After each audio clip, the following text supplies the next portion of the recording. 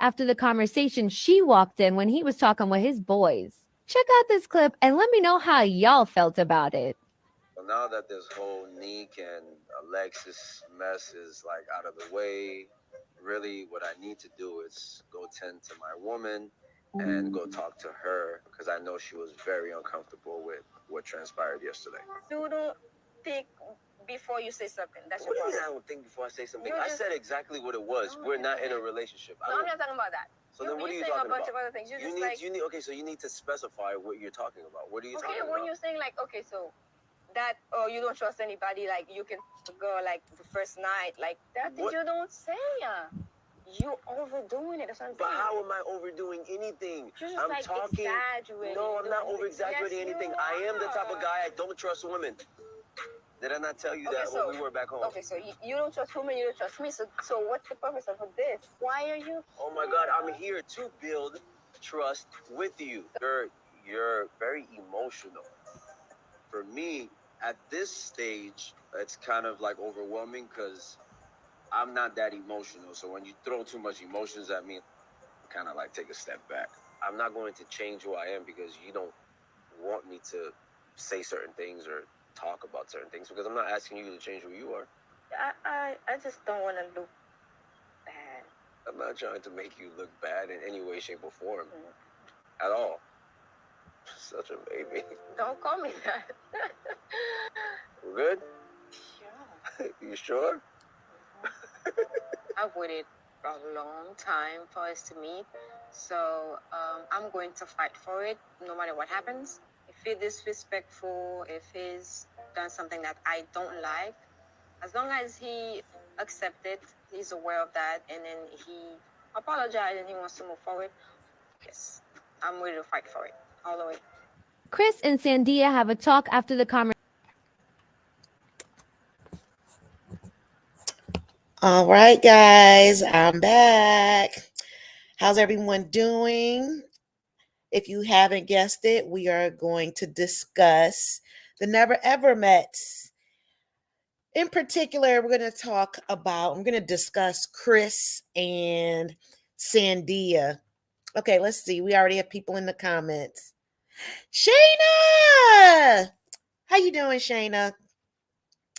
All right, so we're going to discuss Chris and Shandia. Shandia.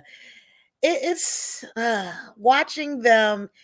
It is so cringe, but it's disheartening because you can see this train wreck happening. And this is what it looks like when you go through some kind of emotional wound and you do not take time out to heal from it.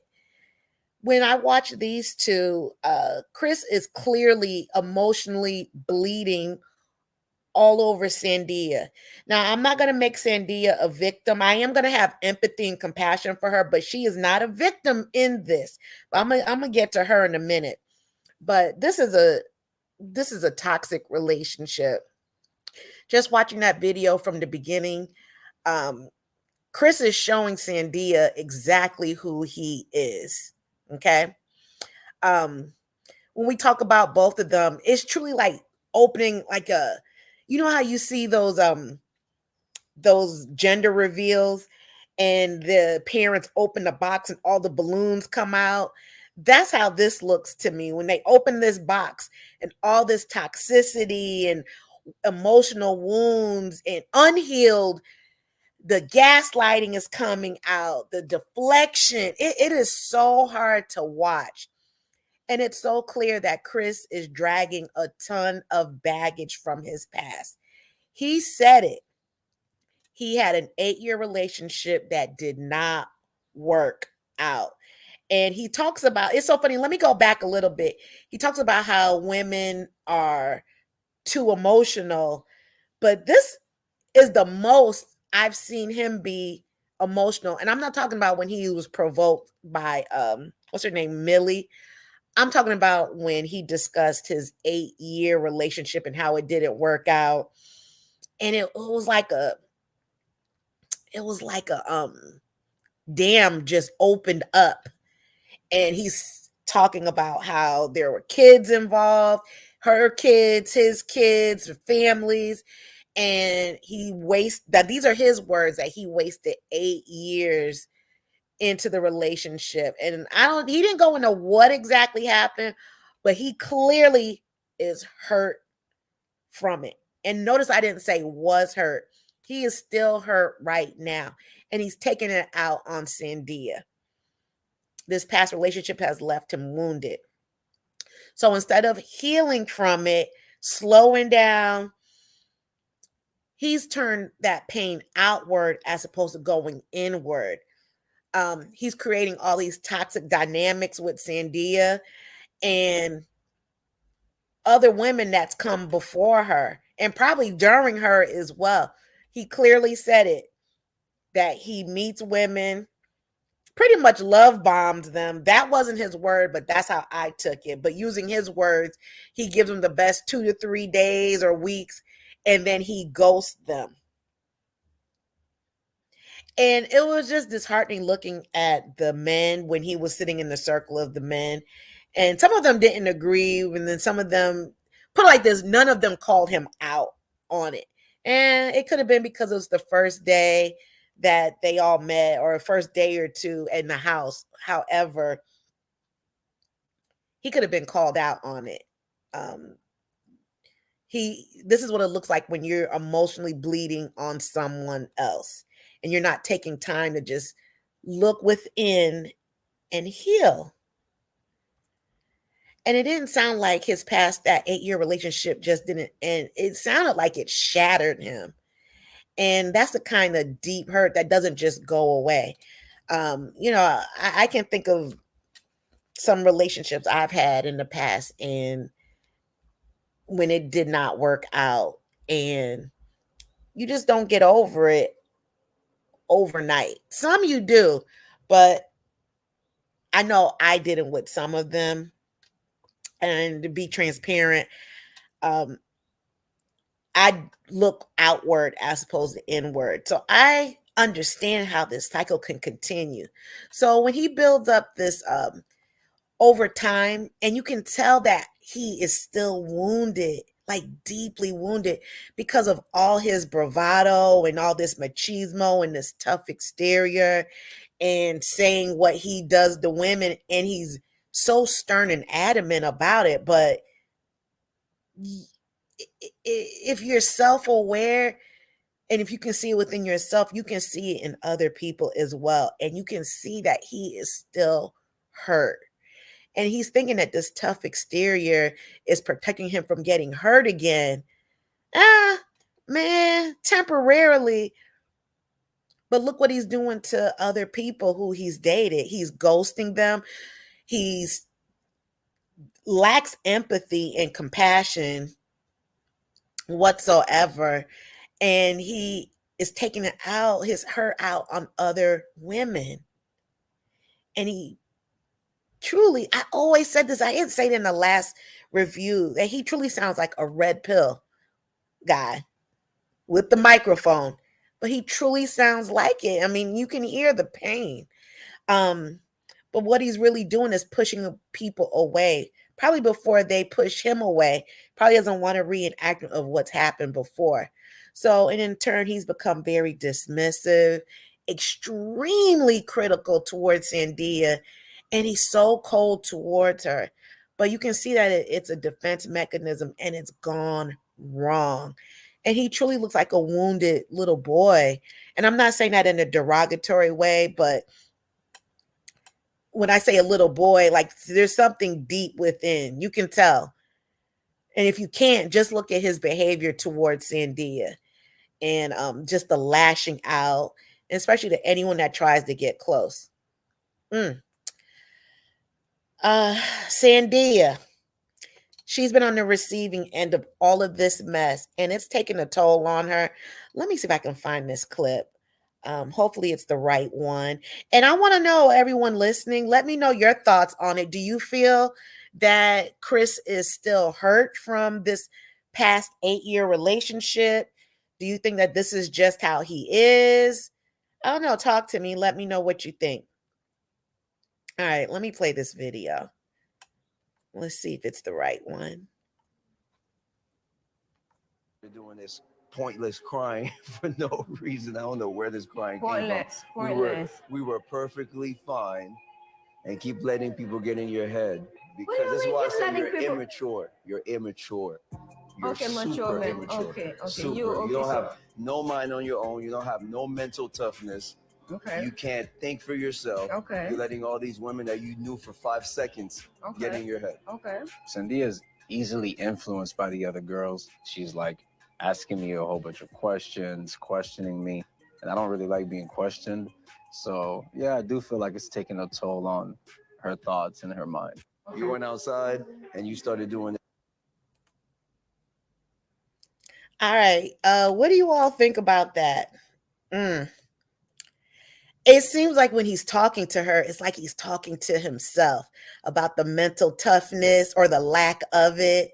It's really wild. I really feel like it's a mirror of himself that he's deflecting onto her. And he said it himself that Sandia is easily influenced by the women in the house. I'm sure he's aware enough that he can easily influence her as well, because the amount of gaslighting that he's telling her, and then she's just right there like, okay, okay, okay, girl. So Sandia said if he's not disrespectful, she said this early on. I can't find the video right now, but actually I don't want to look for it. But earlier in the season, she said that as long as Chris can realize that he's being disrespectful and he realizes that he's doing the most, that she's willing to fight for this. Fight for what? For being disrespected, being an emotional punching bag. He's taking it out on her. She's aware. She can't say that she's not aware of his actions in the house because he's clearly stating it. Okay. I made a video earlier that he's telling her point blank in her face how he feels about her and other women. He's embarrassed her. That was that first night or two when he's telling the other men on how he treats women and then telling her to leave. She's watching around the corner. So there comes a point where you're no longer a victim, but you become a martyr. Victims have no idea that they're being victimized, right? When you're a martyr, you know exactly what's going on and you choose to stay in these situations. Again, I get it. I've been there before in full transparency, so I get it. But I truly feel, and this is my opinion, that she is attracted to the potential that she sees in him. He's good looking. He's not my type, but he's a good looking brother. He has a nice body. He is charismatic. I can see why she would be physically attracted to him. But you know what? That's just surface. Surface is surface.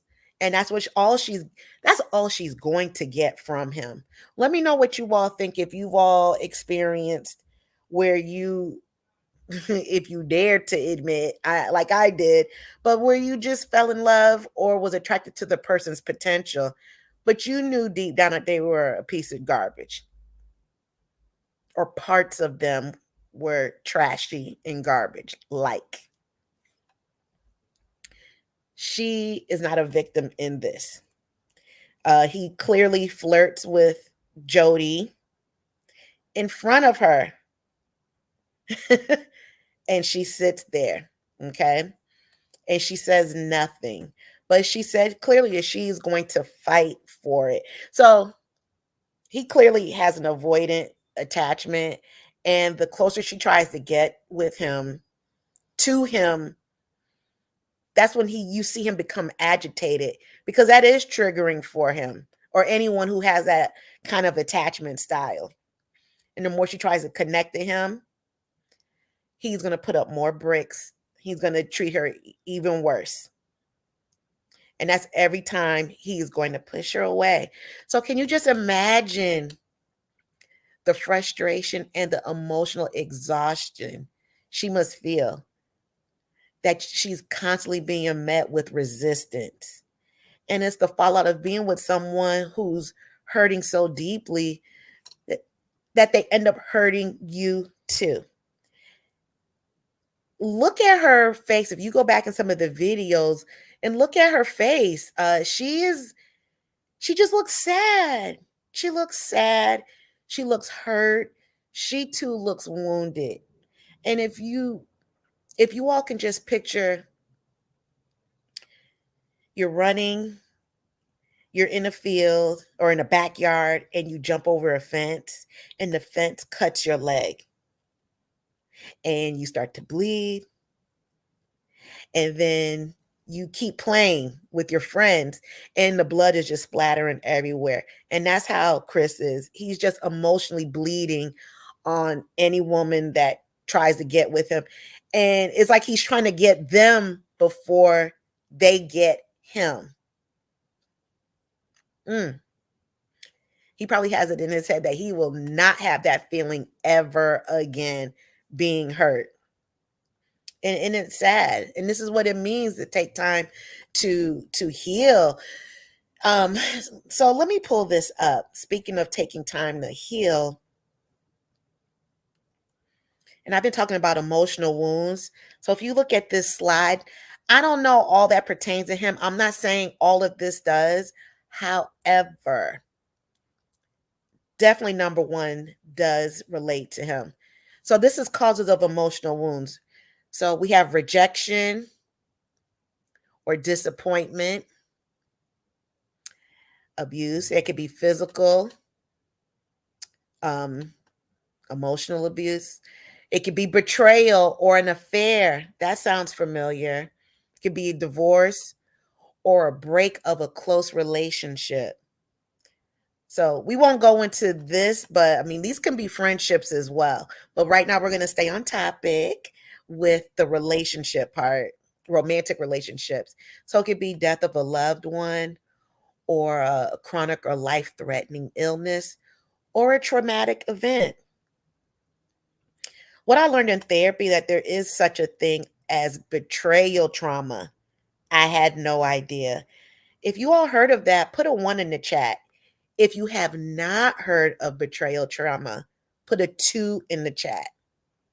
Yeah, I wasn't aware of that when I first started therapy. And then when we got into it, that's when I learned on these breakups that I've had, or if I had broken up with someone, on how this betrayal trauma, how it can look, because I lived it or I caused it.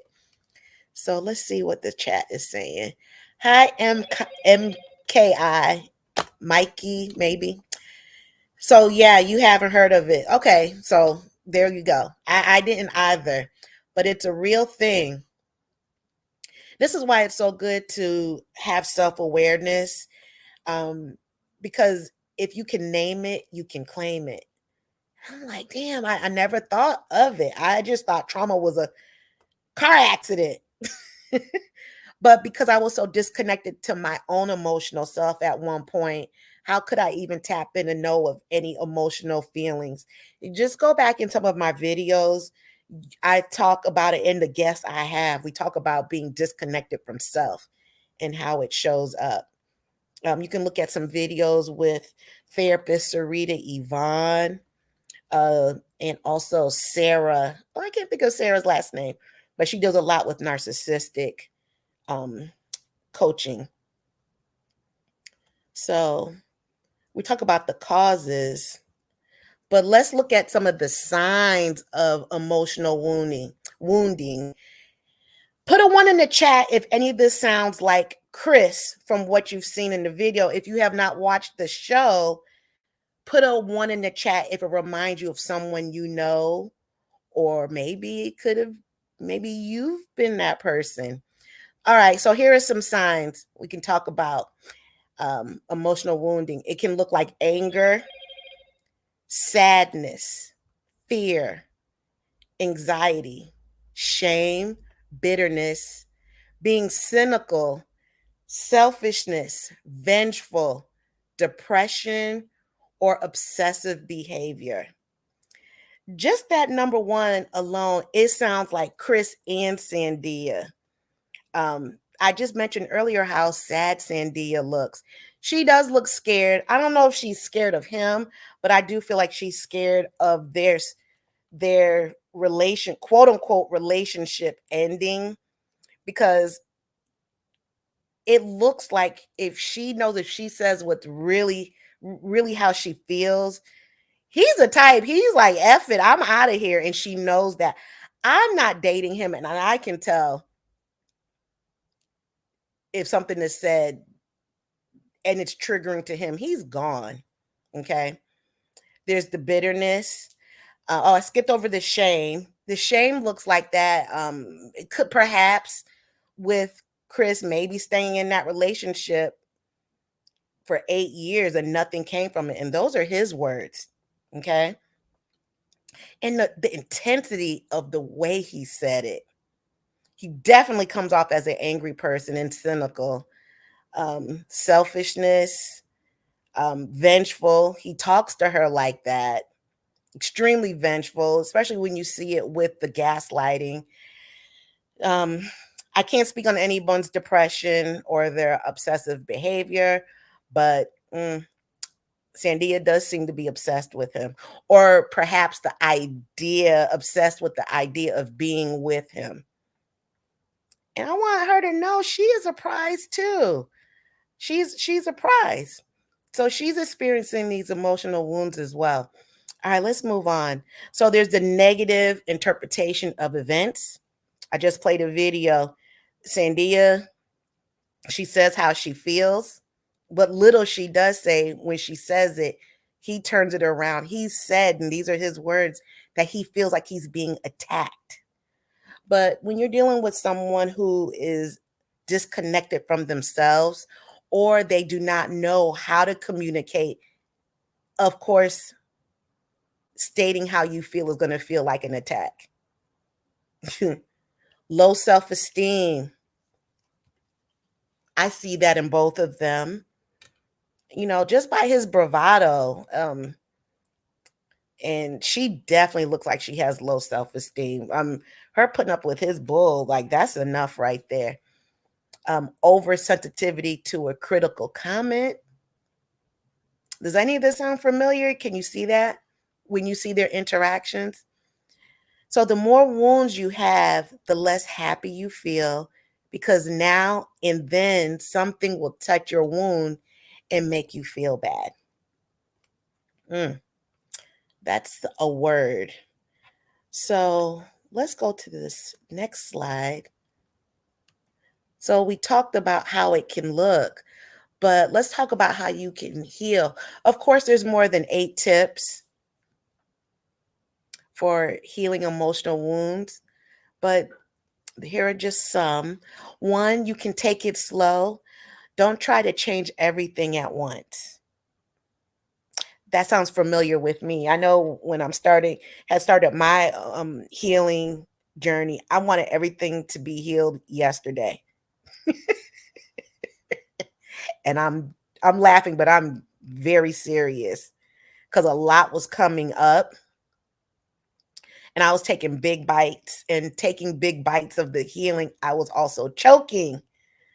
So, and I'm still learning to take it slow. I don't want anyone to think, oh, I have it all together.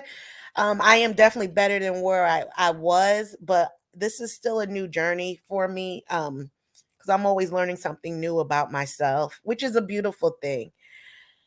Just remember that healing isn't an all or nothing, and modest changes can significantly improve the quality of your life. Be patient and persistent.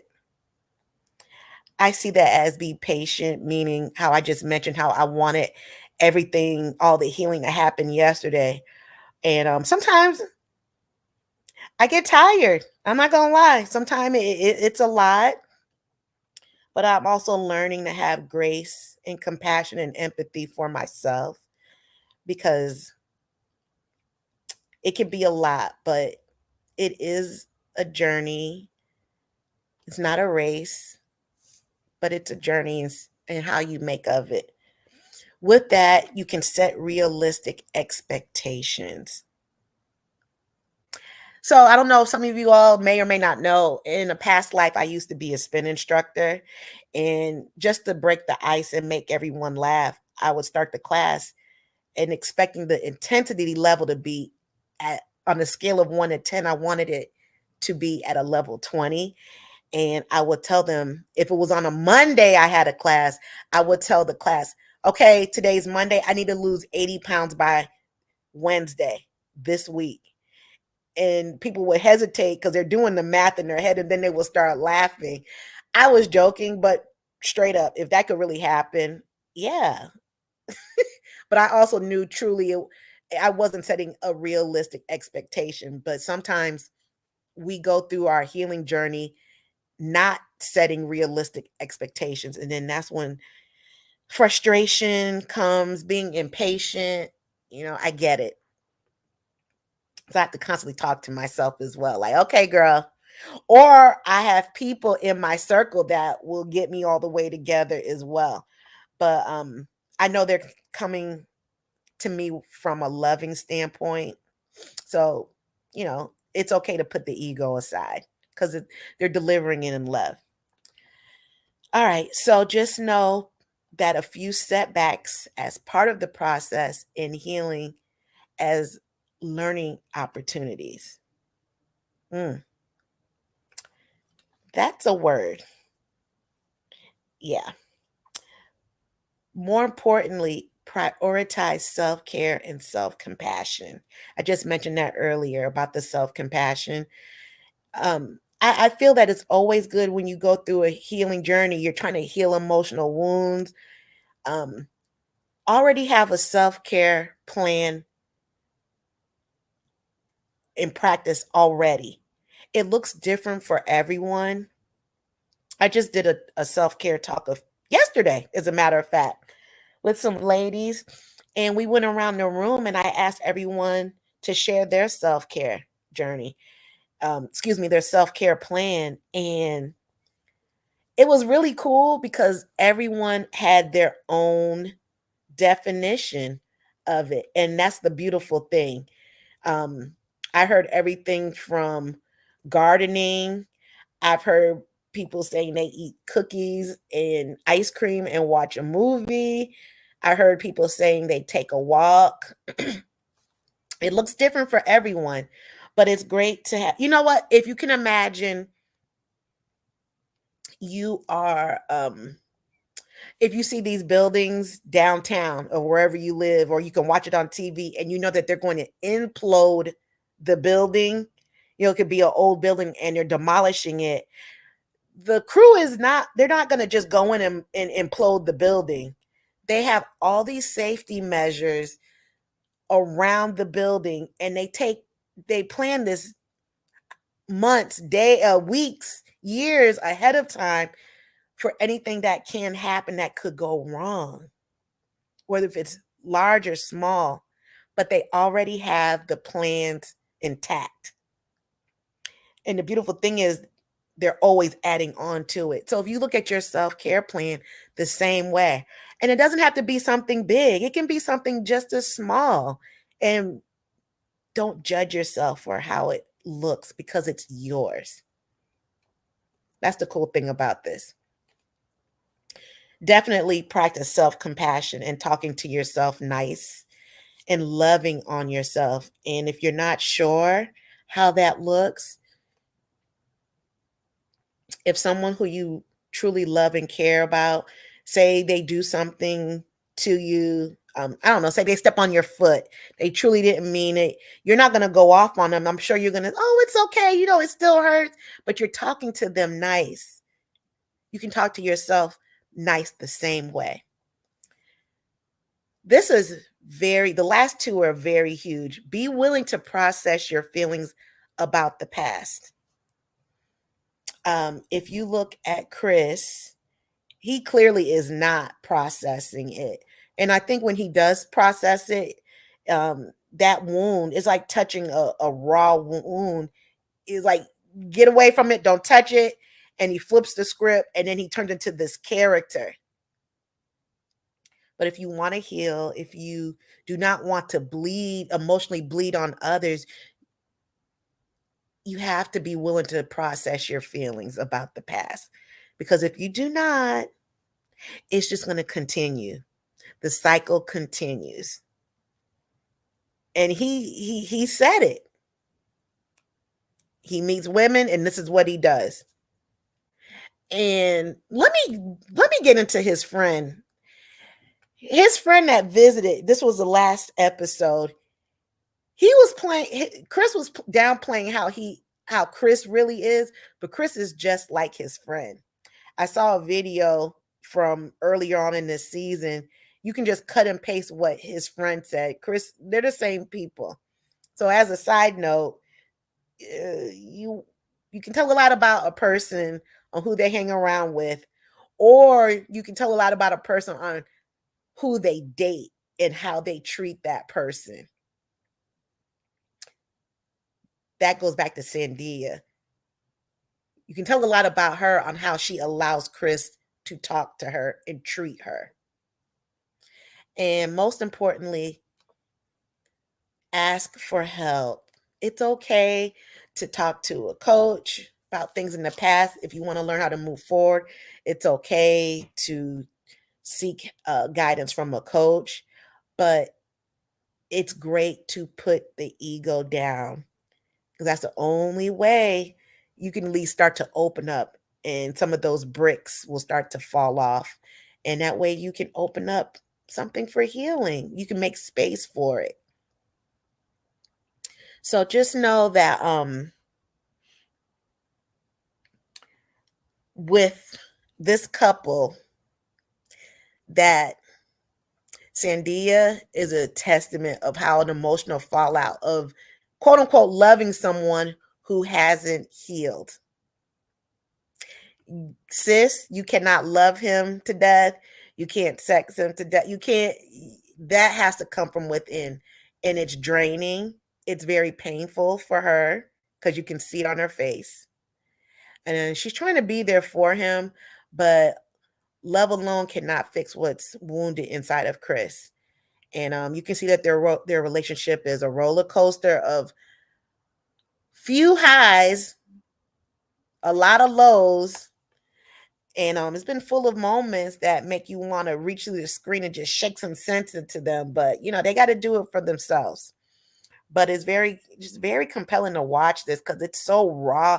This whole show is raw and real. And I've read a lot of comments where people are saying how this show is a train wreck just watching. But the reality, a lot of us have lived these relationships. Let's keep it real. And if we haven't lived it, we've definitely witnessed it in real time with people that we know. So this is truly some unscripted TV, but this is real life. It definitely is. A lot of us, we are attracted to wounded people because we could be wounded ourselves. So, I really, I'm very curious how this show will end with these two. But, I'm definitely going to come back, and I'm going to get up into what's the older couple's name? Can y'all put it in the chat? What are their names? Diamond, and I can't think of his name. Aaron. I'm going to get up into them in the next video. And Jody, you as well. Jody needs to leave. She does not like the other Aaron. She just doesn't. She's wasting his time. You know what? Let's get into her real quick. She also, unfortunately, she's experienced some trauma as well. And it was sad to listen to it. She is another case of how it looks of emotionally bleeding on to someone else, bleeding on to Chris. Excuse me, Aaron, all these names. This is how it looks. She clearly looks angry and she does not talk to him nice. And again, he also is not a victim. He chooses not to see how she treats him. So that's all I got right now. Stay tuned for Diamond and Aaron. I'm about tired of them. I wish they can go as well. But thanks you all. Let me know your thoughts in the chat, and let me know what you think. Let me know how do you think Chris's unresolved trauma from his past is affecting his current relationship with Zandia? I want to hear your take on that.